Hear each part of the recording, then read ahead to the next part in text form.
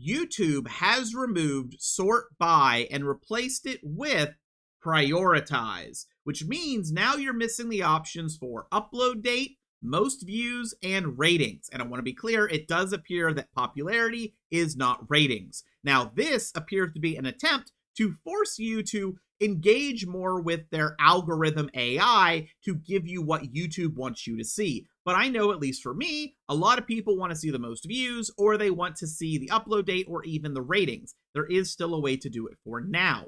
What you are going to have to do is search for a topic, any topic you want, on YouTube, search for it normally, and then after you search, take the code here and add it to the end of the URL. This will give you upload date, which will show you the most recent. This code will give you most views. This code is the ratings option. Now you might be saying, I don't want to have to type this out.